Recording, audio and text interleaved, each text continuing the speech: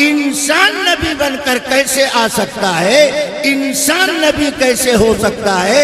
اس زمین پر نبی کے انسان ہونے پر سوال اگر کھڑا کیا ہے تو ابو جہل نے اس کے چیلوں نے کھڑا کیا۔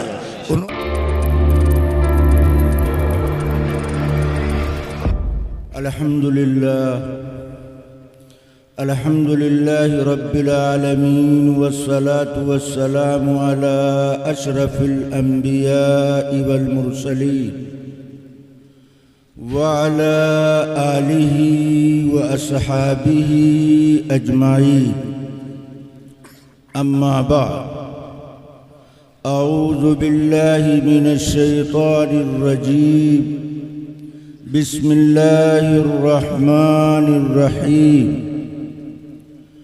وما أرسلنا من قبلك إلا رجالا نوحي إليهم فاسألوا أهل الذكر إن كنتم لا تعلمون۔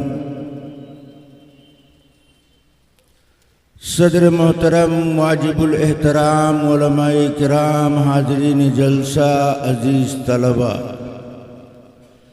اللہ تعالیٰ کی مہربانی، اس کا احسان اور کرم ہے آج کا یہ عظیم الشان اجلاس جو مدرسہ بیت العلوم کی جانب سے منعقد کیا جا رہا ہے۔ آپ نے اکابر علماء کرام کا بیان اور شعراء اعظام کا کلام سماعت فرمایا۔ کہنے والے نے کہا، عرش و کرسی سے بالا ہے بام آپ کا، عرش و کرسی سے بالا ہے بام آپ کا، آگے اللہ ہی جانے مقام آپ کا، آپ کے ساتھ صدیق و فاروق ہیں، ہے وہ جنت جہاں ہے قیام آپ کا، ہے وہ جنت جہاں ہے قیام آپ کا، آپ ہیں زینت بزم کون و مکان، آپ ہیں رونق محفل کن فکان، آپ ہیں رونق محفل کن فکان، آپ جیسا کوئی اس جہاں میں نہیں، اس زمین میں نہیں، آسمان میں نہیں، حسن صورت عجب، حسن صورت عجب، حسن سیرت عجب، پھر عجب اس پہ حسن کلام آپ کا، حسن صورت عجب، حسن سیرت عجب، پھر عجب اس پہ حسن کلام آپ کا، عرش سے فرش تک، عرش سے فرش تک، شرق سے غرب تک نور پھیلا ہوا ہے تمام آپ کا، جو جچے میری نظروں میں شان کئی، جو جچے میری نظروں میں شان کئی، سطوت قیصری شوکت سنجری، ناد کرتا ہوں اپنے مقدر پہ میں، ناد کرتا ہوں اپنے مقدر پہ میں، آپ آقا میرے میں غلام آپ کا، آپ آقا میرے میں غلام آپ کا، ہر مؤذن کی میں نے اذا میں سنا، ہر مؤذن کی میں نے اذا میں سنا، ایک اللہ کا نام، ایک نام آپ کا، عرش و کرسی سے بالا ہے بام آپ کا، آگے اللہ ہی جانے مقام آپ کا، آپ کے ساتھ صدیق و فاروق ہیں، ہے وہ جنت جہاں ہے قیام آپ کا، صلی اللہ علیہ وسلم۔ اللہ تبارک و تعالی نے اس کائنات میں حضرت انسان کو سب سے محترم پیدا فرمایا، ارشاد فرمایا وَلَقَدْ كَرَّمْنَا بَنِي آدم، کہ ہم نے بنی آدم کو سب سے محترم بنایا۔ اللہ خود کہہ رہا ہے تمام مخلوقات میں حضرت انسان سب سے مکرم۔ اس کی یہی وجہ ہے، اور انسان کے مکرم ہونے کی وجہ سے اللہ نے فرشتوں کو حکم دیا کہ تم آدم کا سجدہ کرو۔ جس کا سجدہ کیا جائے وہ افضل کہلاتا ہے، سجدہ کرنے والا مفضول کہلاتا۔ فرشتوں نے آدم کا سجدہ کیا، معلوم ہوا تمام مخلوقات میں حضرت آدم علیہ السلام افضل اور اشرف ہیں۔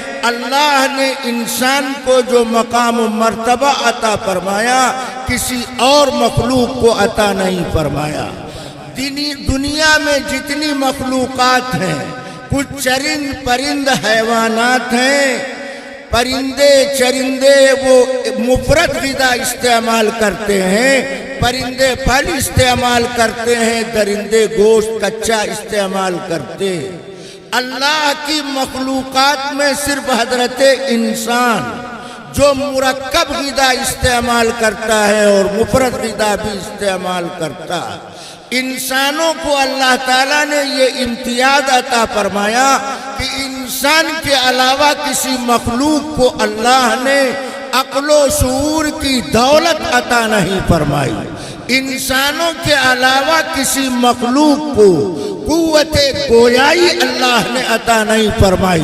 انسانوں کے علاوہ کسی مخلوق کو افہام و تفہیم کی طاقت عطا نہیں فرمائی۔ انسان اشارے سے بھی بات کرتا ہے، اشارے سے اپنی بات سمجھاتا ہے۔ انسان کو اللہ تعالیٰ نے تمام مخلوقات میں اشرف مکرم محترم بنایا۔ اتنی بات تو سب جانتے ہیں۔ آگے سنیے، اس اشرف مخلوق کی رہبری کے لیے اللہ نے اس کائنات میں کتاب نازل فرمائی، نبی مبعوث فرمایا۔ اللہ نے کتاب بھیجا اور نبی بھی اللہ نے بھیجا۔ کتاب بھی اللہ کی طرف سے، نبی بھی اللہ کی طرف سے۔ اسی لیے کتاب کو کتاب اللہ کہا جاتا، نبی کو نبی اللہ کہا جاتا، رسول کو رسول اللہ کہا جاتا ہے، پیغمبر کو پیغمبر خدا کہا جاتا ہے۔ سوال یہ پیدا ہوتا ہے کہ جب اللہ کی طرف سے کتاب نازل کر دی گئی تو نبی کی کیا ضرورت ہے؟ یا نبی اللہ کی طرف سے مبعوث کر دیا گیا تو کتاب کے نازل کرنے کی کیا ضرورت؟ کیا کتاب میں کوئی نقص کمی ہے کہ نبی آ کر کے اس کمی کو دور کر دے گا؟ یا نعوذ باللہ نبی کی ذات میں کوئی کمزوری ہے کہ کتاب آ کر کے اس کمزوری کو دور کر دے گی؟ کتاب کے بعد نبی اور نبی کے ساتھ ساتھ کتاب، دونوں کی ضرورت کیوں؟ سوال سمجھ میں آیا؟ اب میں جواب دیتا ہوں۔ اس سوال کا پہلا جواب یہ ہے کہ اللہ کا دستور، قاعدہ، ضابطہ، اصول یہ کہ اللہ ہمیشہ اپنی کتاب نبی کے پاس بھیجا کرتا ہے، غیر نبی کے پاس نہیں بھیجتا۔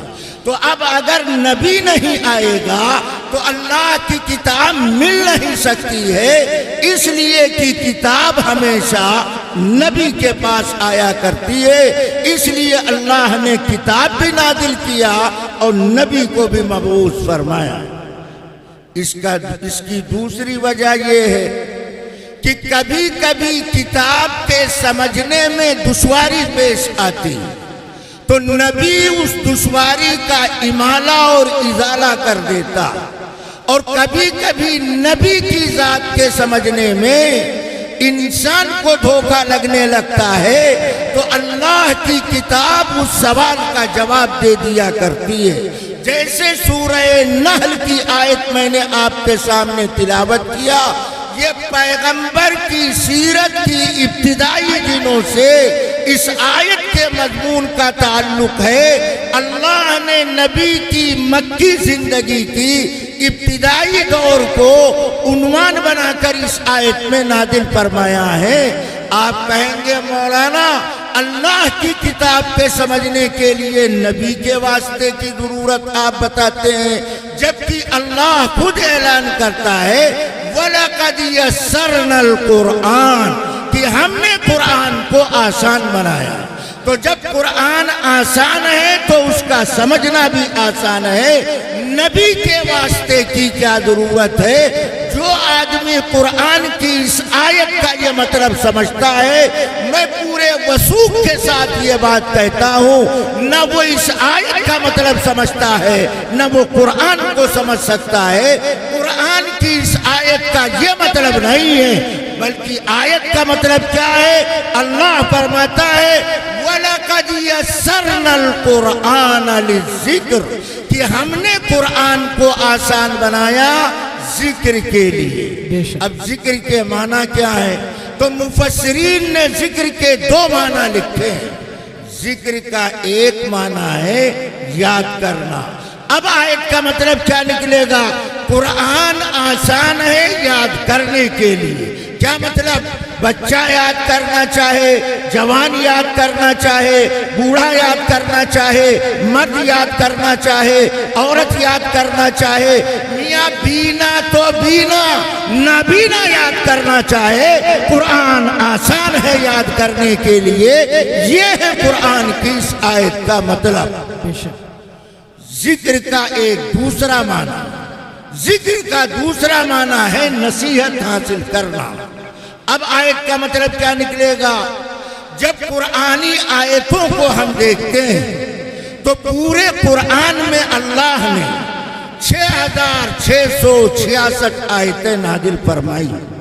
کچھ آیتوں میں اللہ نے نبیوں کے حالات بیان کیے، کچھ آیتوں میں اللہ نے قوموں کے واقعات بیان کیے، کچھ آیتوں میں اللہ نے اپنی قدرت عجائبات کا تذکرہ کیا، اور کچھ آیتوں میں اللہ نے جنت و جہنم کا تعارف کرایا. ان آیتوں کا سمجھنا آسان ہے، مگر قرآن کی 6000 سے زائد آیات میں 500 آیتیں وہ ہیں جن کا تعلق احکامات سے مسائل. ان آیتوں کا سمجھنا آسان نہیں ہے. قرآن نے طہارت کا مسئلہ بیان کیا، وضو کا مسئلہ بیان کیا، تیمم کا مسئلہ بیان کیا، نماز کا مسئلہ بیان کیا، روزے کا مسئلہ بیان کیا، افطار و سحری کا مسئلہ بیان کیا، زکوٰۃ کا مسئلہ بیان کیا، حج کا مسئلہ بیان کیا، نکاح کا مسئلہ بیان کیا، طلاق کا مسئلہ بیان کیا، ترکے کا مسئلہ بیان کیا. ان مسائل کا سمجھنا آسان نہیں ہے. اس لیے اللہ کتاب بھی نازل کرتا ہے، اور کتاب کو سمجھانے کے لیے اللہ نبی مبعوث فرماتا ہے. حضرت محمد الرسول اللہ صلی اللہ علیہ وسلم جب مکہ میں اپنے نبی ہونے کا اعلان کرتے، آپ نے کہا میں اللہ کا رسول ہوں، اللہ کا نبی. تو ابو جہل اس کے چیلوں نے سوال کھڑا کر دیا کہ آپ ہماری طرح انسان ہیں، بشر ہیں، ہماری طرح کھاتے پیتے ہیں، آپ اللہ کے نبی کیسے ہو سکتے ہیں؟ ابو جہل اور اس کے چیلوں کے دماغ میں یہ بات بیٹھی تھی کہ اگر اللہ کو نبی بھیجنا تھا تو اللہ کسی فرشتے کو نبی بنا کر بھیجتا. انسان نبی بن کر کیسے آ سکتا ہے؟ انسان نبی کیسے ہو سکتا ہے؟ اس زمین پر نبی کے انسان ہونے پر سوال اگر کھڑا کیا ہے تو ابو جہل نے اس کے چیلوں نے کھڑا کیا. انہوں نے کہا آپ ہماری طرح انسان ہیں، آپ نبی کیسے ہو سکتے ہیں؟ نبی کوئی فرشتہ بن کر آتا تو فرشتہ نبی ہوتا، یہ بات سمجھ میں آتی. انسان نبی ہونے کا اعلان کرتا ہے، انسان کیسے نبی ہو سکتا؟ آپ سوچئے کہ جب اللہ کی تمام مخلوقات میں حضرت انسان سب سے سینئر مخلوق، تو انسان کا نبی ہونا یہ انصاف کے مطابق ہے، اور غیر انسان کا نبی بن کر آنا یہ عقل اور انصاف کے بھی بالکل خلاف.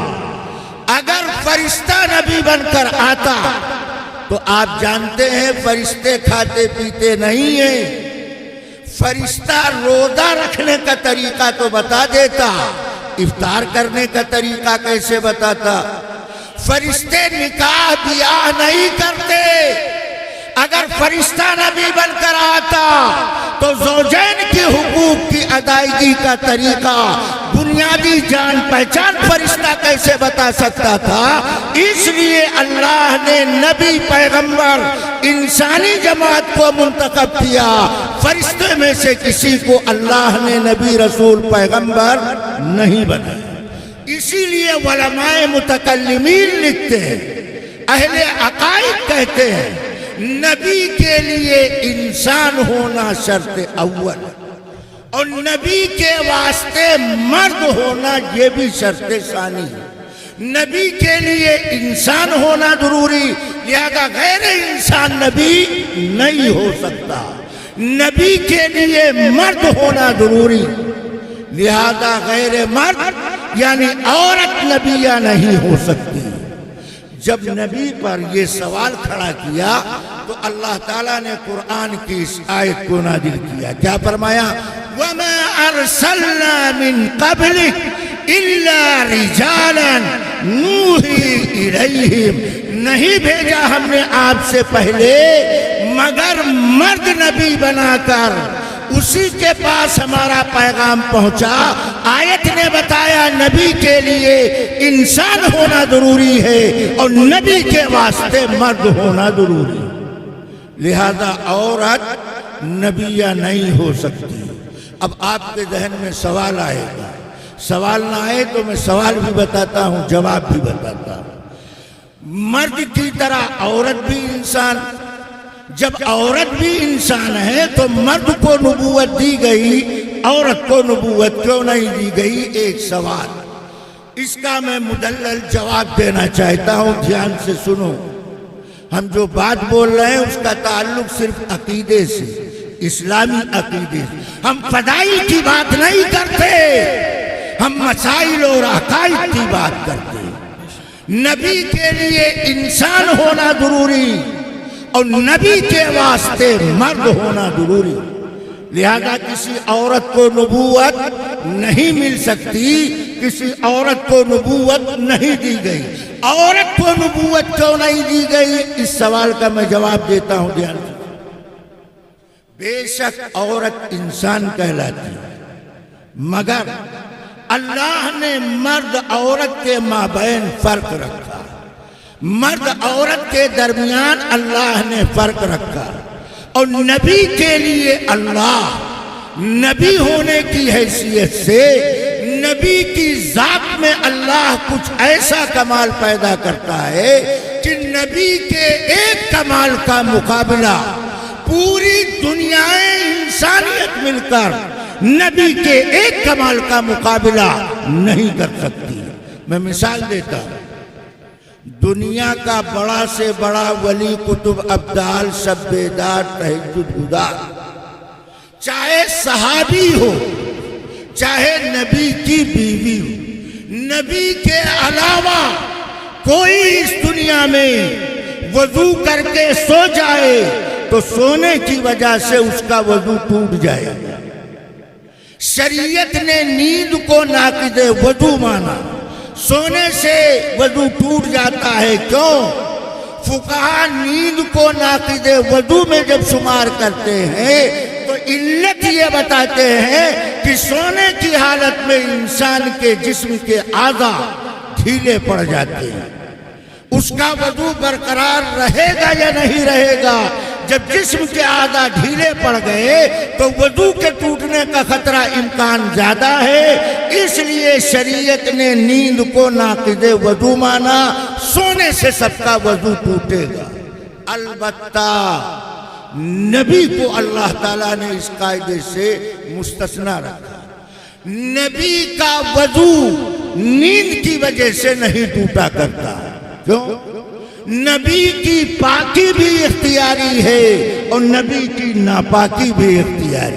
ہم نبی کے بارے میں ایسا عقیدہ رکھتے ہیں، نبی کی پاکی بھی اختیاری، نبی کی ناپاکی بھی اختیاری۔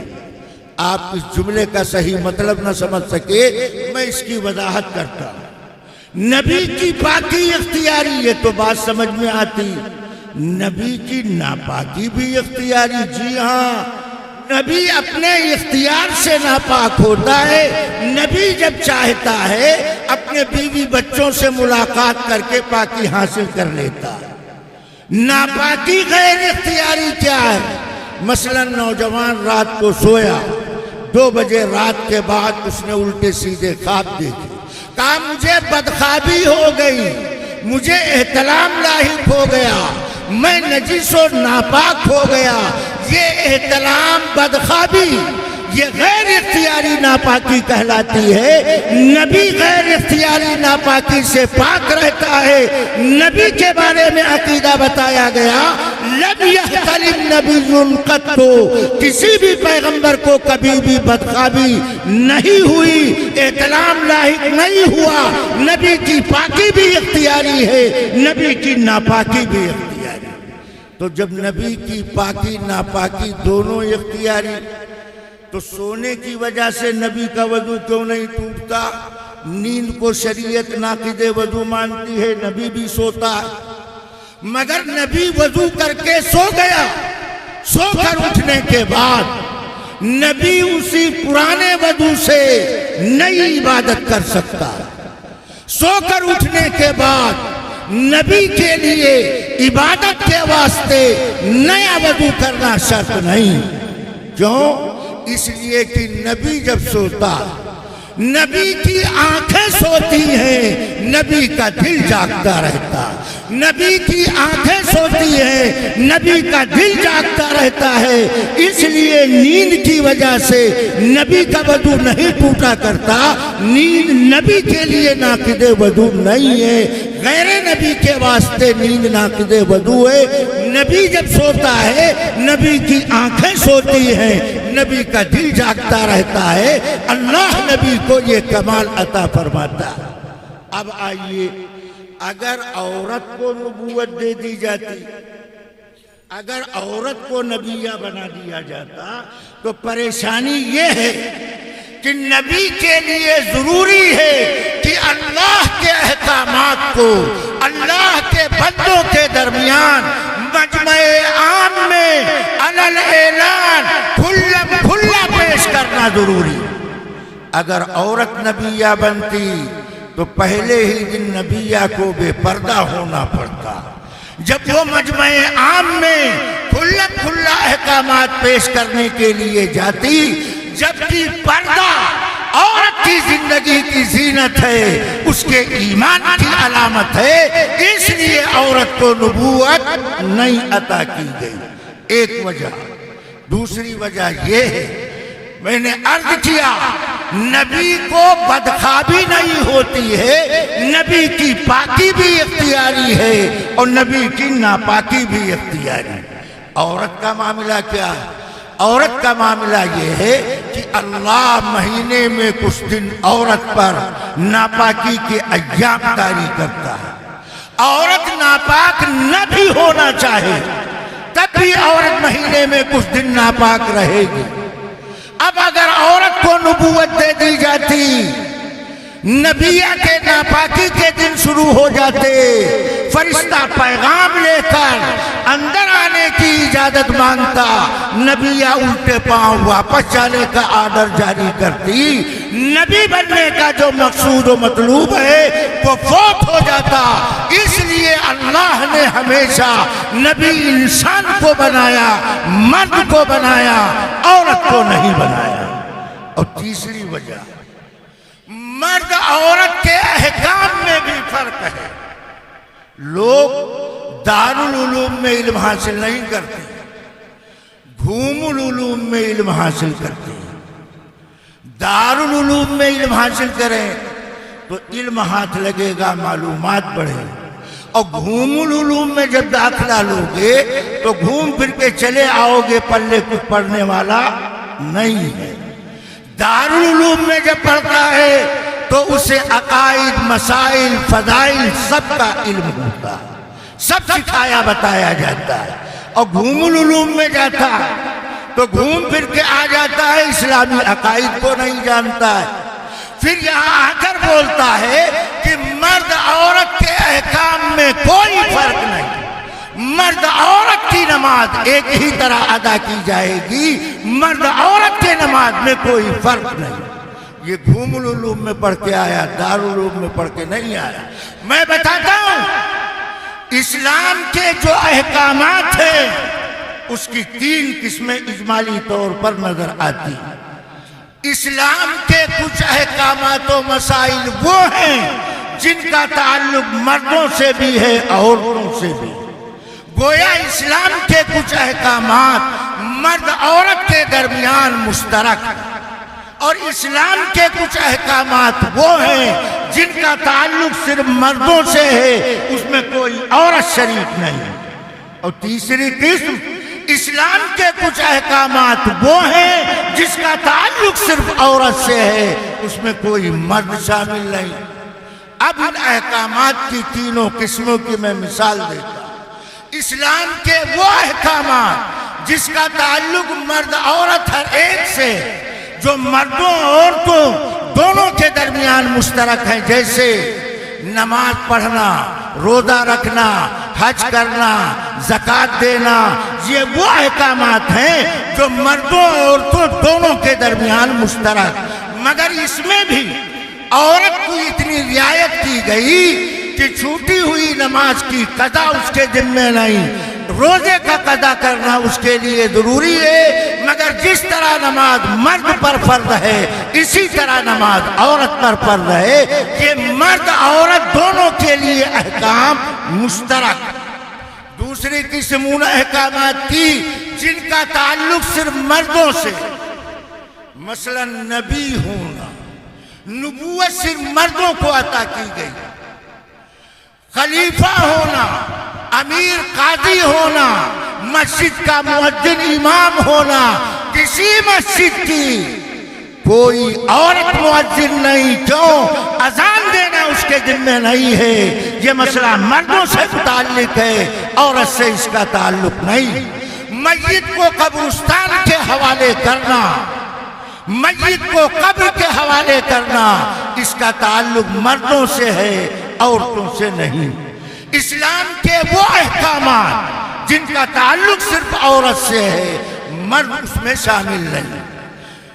کسی مرد نے بیوی کو طلاق دے دیا تو عدت طلاق گزارنا یہ صرف عورت کی ذمہ داری ہے, مرد کی ذمہ داری نہیں. شوہر کا انتقال ہو گیا تو عدت وفات گزارنا یہ عورت کی ذمہ داری ہے, مرد سے اس مسئلے کا تعلق نہیں ہے. اسی طرح گھر کے اندر رہتے ہوئے عورت اگر نفلی روزہ رکھنا چاہتی ہے یا نفلی عبادت کرنا چاہتی ہے تو نفلی عبادت کے لیے عورت کے واسطے شوہر سے اجازت لینا ضروری ہے. اس مسئلے کا تعلق عورت سے ہے, مرد سے نہیں. میں نے نظیریں پیش کیا, مرد عورت کے احکامات میں فرق, اور یہ گھوم العلوم کا مولوی کہتا ہے مرد عورت کے نماز ہی میں کوئی فرق نہیں. آؤ ہم اس سے زیادہ واضح دلیل بطور دلیل کی ایک بات پیش کرتے ہیں. حضرت محمد الرسول اللہ صلی اللہ علیہ وسلم صحابہ کے درمیان مجلس میں تشریف فرما ہے, جلوہ افروز. اتنے میں قبیلے عمرو بن عوف کا ایک آدمی آیا, نبی سے عرض کرنے لگا, اللہ کے رسول اس قبیلے کے درمیان جھگڑا ہو گیا, لہذا جھگڑنے والے قبیلے کے درمیان صلح کرانے کے لیے آپ تشریف لے چلیے. معلوم کیا ہوا, صرف نماز پڑھنا نبی کا طریقہ نہیں ہے, دو لڑنے والے مسلمانوں کو ملانا, ان کے اندر صلح صفائی کرانا, یہ بھی نبی کی سنت, نبی کا طریقہ. ہم مسواک نبی کی سنت ہے ہم جانتے ہیں, فرض نماز سے پہلے 4 رکعت سنت ہم جانتے, مگر یہ نبی کی سنت کو نہ ہم جانتے ہیں نہ اس پر ہم عمل کرتے ہیں. اللہ کے نبی اٹھے, اپنے ساتھ چند صحابہ کو لے کر اس لڑنے والے قبیلے کے پاس تشریف لے گئے. آپ نے دونوں طرفین کو آپ نے بٹھایا, ان کی بات کو سنا. آپ ان کے درمیان گفتگو فرماتے رہے یہاں تک کہ نماز کا وقت آ گیا۔ حضرت بلال نے مسجد نبوی میں اذان دے دیا، جماعت کا وقت آ گیا، نبی نہیں آئے، جو صحابہ نبی کے ساتھ گئے تھے وہ بھی نہیں آئے۔ جب بالکل نماز کا وقت آ گیا تو حضرت بلال نے مسجد نبوی میں نظر دوڑائی تو دیکھا صدیق اکبر تشریف فرما۔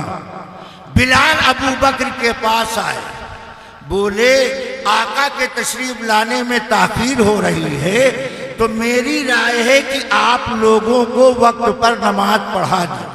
صدیق اکبر بولے بلال اگر تمہاری رائے ہے تو میں نماز پڑھانے کے لیے تیار ہوں۔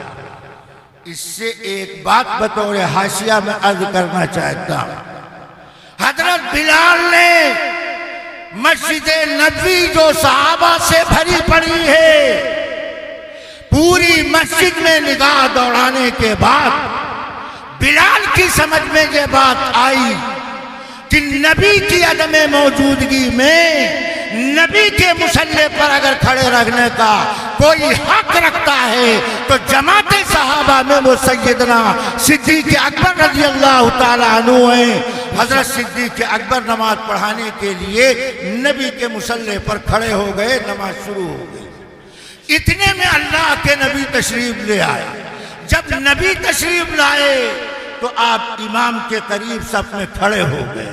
جب نبی صف میں کھڑے ہوئے تو صحابہ میں ہلچل مچ گئی، دائیں بائیں جانب کے صحابہ نے نماز کی حالت میں تالی بجانا شروع کیا کہ صدیق اکبر متنبہ ہو جائیں کہ آقا تشریف لا چکے۔ چند صحابہ نے تالی بجائی مگر ان کی تالیوں کی آواز صدیق اکبر کو اللہ کی یاد سے غافل نہ کر سکی۔ صدیق اکبر کو تالیوں کی آواز سنائی نہ پڑی۔ یہ نماز ہے صدیق اکبر کی۔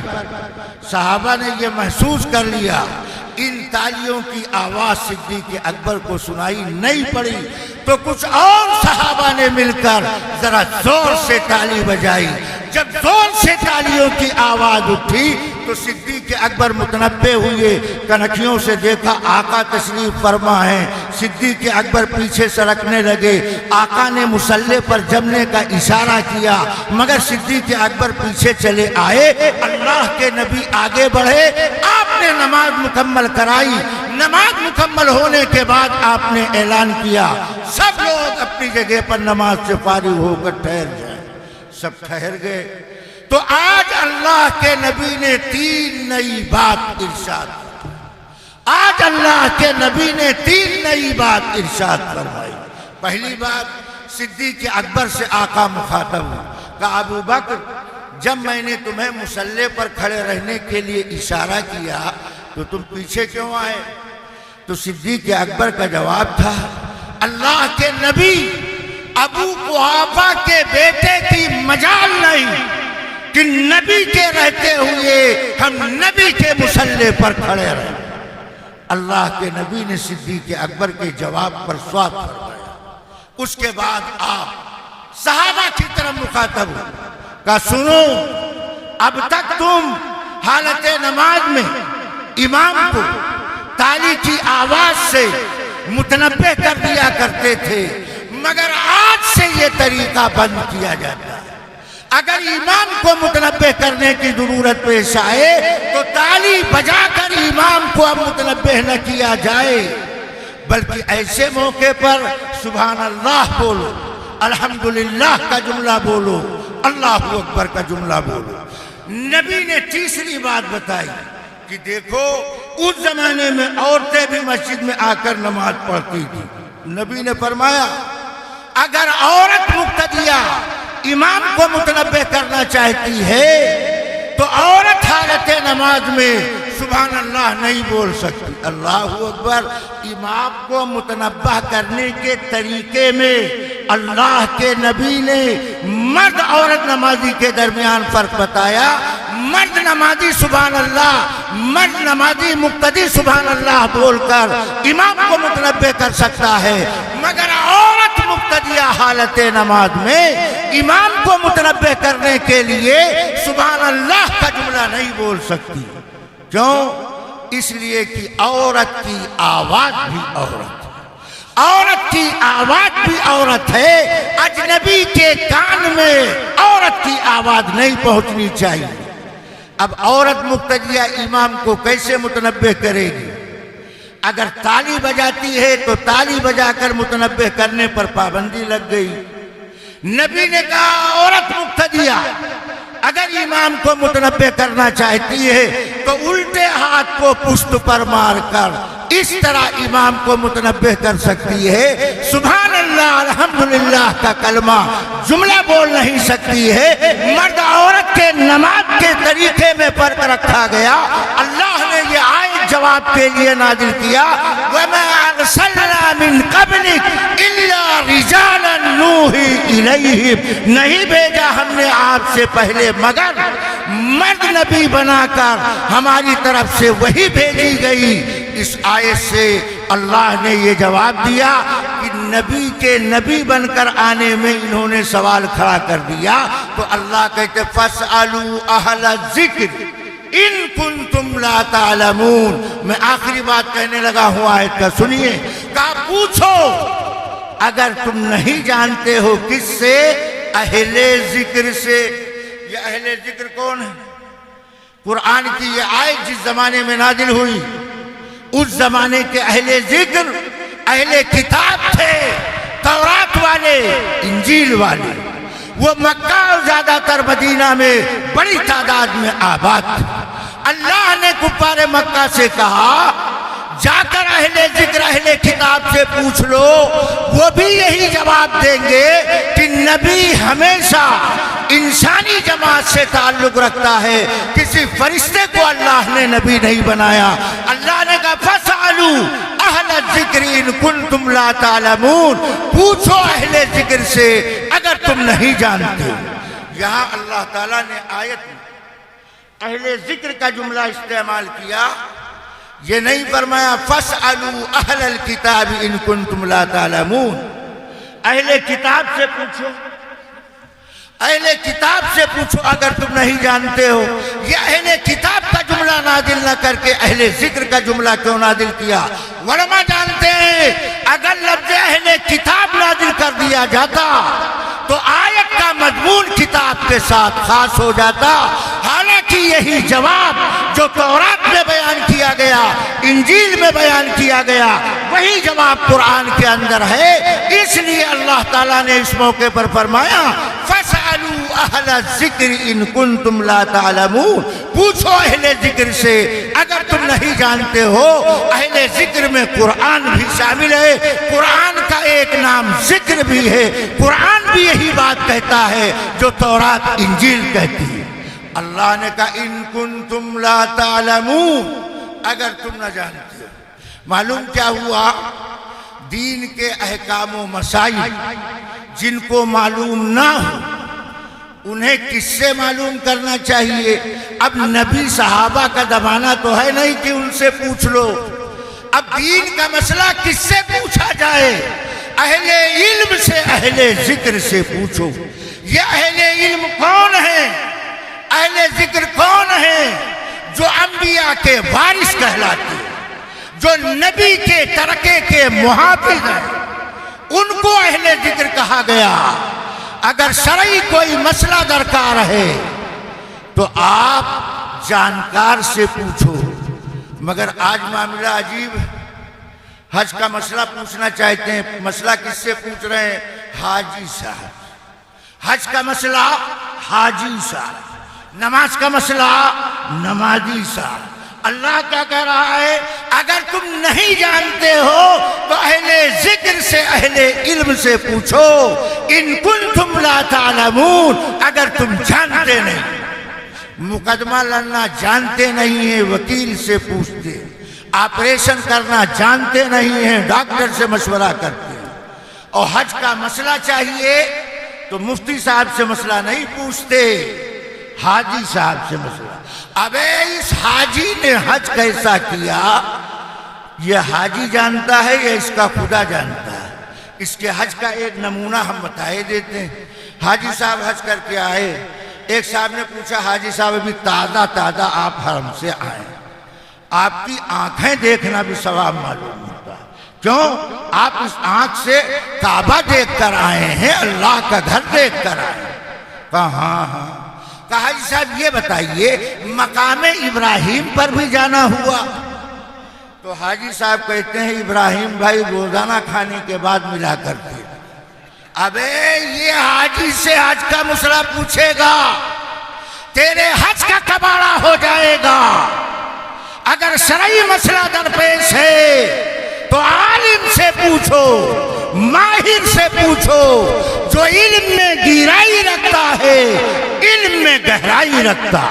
آج کیا وجہ ہے دنیا میں جب کوئی مذہبی نیا مسئلہ کھڑا ہوتا تو ایشیا کے مسلمان دارالعلوم دیوبند کی طرف للچائی نظر ڈالتے، دارالعلوم دیوبند کی طرف للچائی نگاہ ڈالتے کہ مذہبی مسئلے میں دارالعلوم دیوبند ہماری مکمل رہنمائی کرے گا، پوری دیانت داری، انتہائی امانت داری کے ساتھ کتاب و سنت کی روشنی میں دارالعلوم دیوبند مکمل واضح مدلل انداز میں مسئلہ بیان کرے گا۔ اللہ اس مشکل وقت کی آسانی بتاتا ہے، فَاسْأَلُوا أَهْلَ الذِّكْرِ إِن كُنتُمْ لَا تَعْلَمُونَ۔ اگر تم نہیں جانتے ہو تو جاننے والوں سے پوچھو۔ معلوم ہوا حاجی کا مسئلہ حاجی سے پوچھو گے حج کا کباڑہ، اور نماز کا مسئلہ نمازی سے پوچھو گے اس کی نماز کا کیا حال۔ بھائی دارالعلوم پر نعرہ لگا دیجئے۔ نماز کا مسئلہ نمازی سے پوچھو۔ ایک صاحب جماعت سے نماز نہیں پڑھتے تھے، اکیلے نماز پڑھتے۔ لوگوں نے کہا جماعت سے نماز پڑھنا بڑے ثواب کی بات، نہ معلوم کیسے کیسے نمازی، کس نمازی کی برکت سے اللہ سب کی نماز قبول کر لے۔ کہنے کہ نہیں، قرآن میں لکھا ہے اکیلے نماز پڑھو، جماعت سے نہ۔ یا اللہ، قرآن نازل ہوئے 1400 سال ہو گئے، کسی نے آج تک یہ آیت نہیں پڑھی۔ یہ جھاڑی سے نکل کر نمازی برآمد ہوا، یہ گھاٹی میں رہنے والا نمازی، جھاڑی میں رہنے والا نمازی کہتا قرآن میں لکھا ہے اکیلے نماز پڑھو، جماعت سے نہ پڑھو۔ یہ عجیب ستم ظریفی ہے کہ جس کو دیکھو وہ قرآن ہی کو نشانہ بناتا ہے۔ لوگوں نے کہا قرآن میں کہاں لکھا؟ کہا صاف کلیئر لکھا ہے ان الصلاۃ تنہا۔ یہ لو صاف کلیئر لکھا ہوا ان الصلاۃ تنہا، نماز اکیلے۔ مگر اس ظالم کو معلوم نہیں ہے یہ عربی کا لفظ تنہا ہے، اردو کا لفظ تنہا اور ہے، عربی کا لفظ تنہا اور ہے۔ اردو میں جب لفظ تنہا لکھا جاتا ہے تو ہا کے بعد کھڑا الف لکھا جاتا، اس کے معنی اکیلے۔ اور عربی میں جب لفظ تنہا لکھا جاتا، آپ یہاں سے جانے کے بعد قرآن کھول کر دیکھیے گا، تا نون کے بعد چھوٹی ہا، اور چھوٹی ہا کے بعد چھوٹی یا، اور اس یا کے اوپر کھڑا الف آپ کو لگا ہوا ملے گا۔ عربی میں لفظ تنہا کے معنی روکنا، اور اردو میں لفظ تنہا کے معنی اکیلا۔ اس نے لفظ عربی کا لیا اور معنی اردو والا سپلائی کر دیا۔ ایسے سیلاب سے بچانے کے لیے قرآن کہتا ہے فَاسْأَلُوا أَهْلَ الذِّكْرِ إِن كُنتُمْ لَا تَعْلَمُونَ۔ اگر تمہیں دینی مسئلہ معلوم نہیں ہے تو مسائل کے جاننے والے ماہرین سے، جن کا علمی شجرہ محفوظ ہو، جن کا علمی حسب نامہ محفوظ اور موجود ہو، جو ہر بات کی دلیل دینا جانتے ہو، ایسے لوگوں سے دینی مسائل معلوم کر کے عمل کیا کرو۔ نہ کہ دیکھا بڑی پگڑی کھوپڑی پر بندھی، لباس کا جاہو جلال ہے، امامہ کی یلغار ہے، لگتا ہے جبریل امین ابھی آسمان سے زمین پر چھوڑ کر گئے۔ اور ان سے وضو کا مسئلہ معلوم کرو تو ان کے وضو کو خطرہ لاحق ہو جاتا ہے۔ لباس کے جاہو جلال سے متاثر ہونے کی ضرورت نہیں۔ جن کا علمی حسب نسب محفوظ ہو، موجود ہو، جس کی تعلیمی، علمی، اصلاحی خدمات سکہ رائج الوقت کی حیثیت اختیار کر چکا ہو، ان کے آستانے پر جا کر سر جھکا کر شرعی مسئلے کا حل معلوم کرنا چاہیے۔ قرآن کا یہی منشا ہے اور قرآن یہی پیغام دیتا ہے، چاہے عقیدے کا مسئلہ ہو، چاہے اعمال کا مسئلہ ہو، جو چیز تمہیں معلوم نہیں ہے تو پھر جو اس کے ماہر ہیں ان سے تمہیں رابطہ کرنا چاہیے۔ ہمیں اللہ کا شکر ادا کرنا چاہیے۔ یہ مدرسہ بیت العلوم جو دارالعلوم دیوبند کے اکابر سے متعلق و منسوب ہے، یہاں اہل علم رہتے ہیں، فضلائے دارالعلوم دیوبند رہتے ہیں، یہاں کتاب و سنت کی بہترین تعلیم کا انتظام ہے۔ آج کے اس فتنے کے ماحول میں عقائد و اعمال کی حفاظت کے لیے سخت ضروری ہے کہ مسلمانوں کا تعلق اہل علم سے، علماء سے مضبوط ہونا چاہیے۔ میں آخری بات کہتا ہوں، آج کل یوٹیوب پر، انٹرنیٹ پر بڑی بڑی پگڑی باندھ کر اور خندق کی طرح پیٹ نکال کر مولوی بیٹھے نظر آتے ہیں، نیا نیا مسئلہ بیان کرتے ہیں۔ یوٹیوب سے مسئلہ مت حل کرو، انٹرنیٹ سے سوال کا جواب کافی نہیں ہے۔